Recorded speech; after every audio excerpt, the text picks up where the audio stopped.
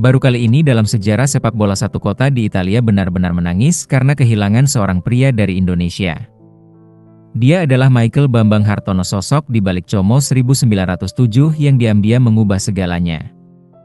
Sulit dipungkiri jasa Bambang bukan sekadar membangun klub, dia menyelamatkannya dari ketiadaan. Dari tim yang nyaris hilang arah, Como perlahan bangkit hingga kini berdiri sebagai kekuatan baru di Serie A yang mulai ditakuti. Yang membuat kisah ini terasa berbeda bukan hanya hasilnya tapi caranya. Di saat banyak pemilik klub sibuk memamerkan kemewahan dan kekuatan finansial, Bambang Hartono memilih jalan yang sunyi. Tanpa banyak kata, tanpa sorotan berlebihan, dia membangun dari dasar, mulai dari memperbaiki stadion, memperkuat fondasi klub hingga perlahan memenangkan hati masyarakat Italia. Dan justru dari kesederhanaan itulah lahir rasa yang tidak bisa dibeli. Rasa hormat, rasa percaya, dan akhirnya rasa kehilangan yang begitu dalam hari ini.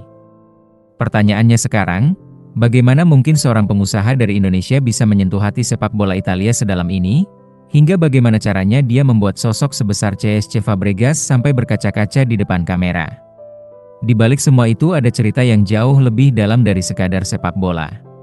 Kala itu di Italia, tempat di mana sepak bola bukan sekadar hiburan tapi identitas. Di sana supporter tidak gampang percaya pada pemilik klub, apalagi kalau datang dari luar negeri. Banyak yang sudah terlalu sering melihat klub mereka diperlakukan seperti mainan bisnis, dibeli, dipoles lalu ditinggalkan saat tidak lagi menarik. Karena itu ketika kabar datang bahwa seorang pengusaha dari Indonesia membeli Como 1907, reaksi pertama bukan antusiasme tapi keraguan. Mereka tidak tahu siapa dia, tidak tahu niatnya, dan jujur saja tidak berharap banyak. Saat itu Como bukan apa-apa, mereka ada di seri D kasta keempat, jauh dari gemerlap sepak bola Italia. Stadionnya mulai menua, fasilitasnya tertinggal, dan klub itu seperti berjalan tanpa arah. Bukan hanya soal kalah atau menang, tapi tentang rasa kehilangan masa depan. Banyak klub di posisi seperti itu perlahan hilang, dilupakan, seolah tidak pernah ada. Lalu datanglah Michael Bambang Hartono tanpa konferensi pers besar, tanpa janji berlebihan. Dia tidak mencoba mengubah Como menjadi sesuatu yang bukan dirinya. Tidak mengganti identitas, tidak merusak sejarah, dan tidak memaksakan visi yang asing. Justru sebaliknya, dia masuk dengan satu sikap yang jarang dimiliki pemilik klub modern, yaitu menghormati apa yang sudah ada lebih dulu. Dan dari situlah sesuatu yang tidak terlihat langsung mulai tumbuh, itu adalah kepercayaan. Alih-alih menghamburkan uang untuk hasil instan, dia memilih membangun fondasi. Stadion diperbaiki, fasilitas latihan ditingkatkan, struktur klub dirapikan. Tapi yang paling terasa bukan itu semua, melainkan dampaknya ke kota. Como perlahan hidup kembali. Aktivitas meningkat, ekonomi bergerak, dan sepak bola kembali jadi pusat kehidupan warga. Klub ini tidak hanya bermain di lapangan tapi juga hadir di keseharian masyarakatnya. Di saat banyak pemilik klub sibuk tampil di depan kamera, Hartono justru hampir tidak terlihat. Dia tidak mencari sorotan, tidak menjadikan dirinya sebagai wajah utama. Ketika Como mulai naik, bahkan saat mereka akhirnya promosi ke Serie A setelah penantian panjang, dia tetap di belakang layar. Yang berdiri di depan serta yang mendapat sorotan adalah pemain, pelatih, dan supporter. Dan tanpa disadari itu membuat orang-orang semakin menghormatinya. Keputusan-keputusan penting yang dia ambil juga menunjukkan sesuatu yang lebih dalam dari sekadar bisnis. Membawa nama seperti CSC Fabregas bukan hanya soal popularitas tapi soal arah. Fabregas tidak hanya datang sebagai mantan bintang, tapi dipercaya untuk membentuk identitas tim. Diberi ruang, diberi tanggung jawab, bahkan menjadi bagian dari masa depan klub. Dari situ Como mulai punya wajah yang jelas, sepak bola yang berani, modern, tapi tetap punya rasa yang dekat dengan kultur Italia. Semua itu berjalan seperti proses yang tenang sampai akhirnya Maret 2026 mengubah segalanya.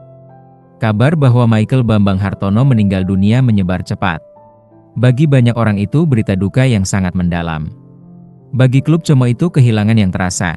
Sosok yang selama ini bekerja diam-diam ternyata sudah menjadi bagian penting dari kehidupan mereka. Pertandingan melawan Pisa menjadi momen yang sulit dijelaskan dengan logika. Skor 5-0 mungkin terlihat seperti kemenangan biasa, tapi suasananya berbeda.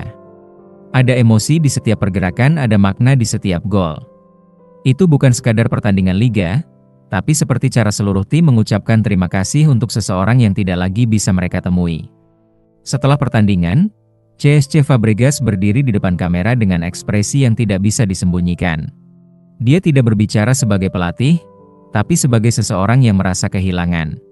Ketika dia mengatakan bahwa kemenangan itu untuk keluarga Hartono, kalimat itu terasa berat. Karena di dunia sepak bola profesional, hubungan seperti itu hampir tidak pernah terdengar. Hari ini Como bukan lagi tim kecil yang sekadar numpang lewat di Serie A. Mereka bersaing di papan atas, berdiri sejajar dengan klub-klub besar yang dulu terasa sangat jauh. Perjalanan dari Serie D ke posisi itu bukan kebetulan, dan jelas bukan keajaiban instan.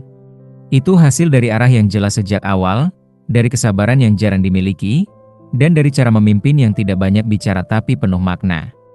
Warisan terbesar Michael Bambang Hartono bukan hanya klub yang sehat atau tim yang kompetitif. Yang dia tinggalkan adalah rasa percaya bahwa membangun sesuatu dengan cara yang benar, meskipun lambat tetap bisa membawa hasil yang besar. Dia menunjukkan bahwa kekuatan tidak selalu datang dari seberapa keras seseorang berbicara tapi dari seberapa konsisten dia bekerja. Dan mungkin suatu hari nanti, ketika lagu Liga Champions benar-benar terdengar di Stadion Como, orang-orang akan kembali mengingat perjalanan ini. Bukan hanya tentang kemenangan atau prestasi, tapi tentang bagaimana semuanya dimulai. Dari seorang pria yang datang tanpa banyak suara, tidak memaksa untuk dicintai, tapi akhirnya justru mendapatkan tempat di hati banyak orang.